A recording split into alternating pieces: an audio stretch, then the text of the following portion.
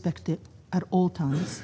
Civilians, including humanitarian relief personnel, as well as civilian objects, must be protected at all times. My colleague from OCHA will address this in her statement, as the United Nations is working to establish the full facts surrounding these unacceptable incidents.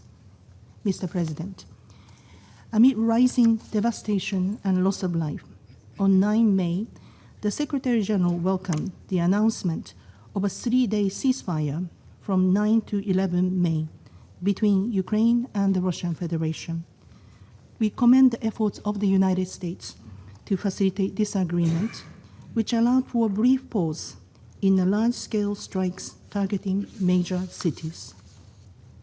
However, we regret reported violations on both sides throughout the brief truce, mainly along and near the front line. We are also deeply disturbed by the escalation of attacks by the Russian Federation almost immediately following the expiry of the ceasefire. Mr. President, on 9 May, the Secretary General also welcomed the announcement of an agreed exchange of 2,000 prisoners of war between Ukraine and the Russian Federation, mediated by the United States. As a first step, 205 prisoners from each side were returned on 15 May. We urge the sides to finalize the details and fully implement all phases of the agreed large-scale exchange for the sake of the remaining prisoners and their families. We also urge the sides to continue talks towards further exchanges. Separately, we remain concerned about the fate of deported and forcibly transferred Ukrainian children.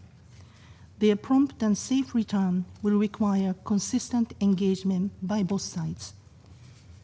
Last month, the Special Representative of the Secretary General for Children and Armed Conflict visited Ukraine and the Russian Federation as part of the United Nations commitment to support these efforts.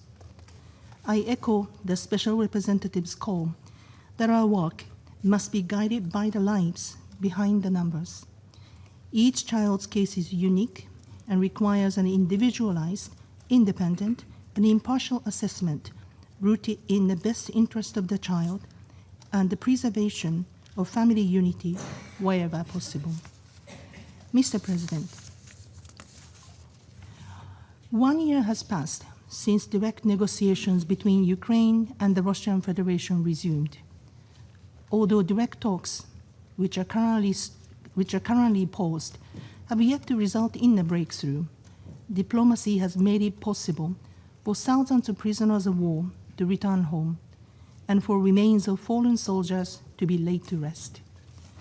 Negotiations should resume without further delay to prevent further escalation and to make meaningful progress towards a full, immediate, and unconditional ceasefire.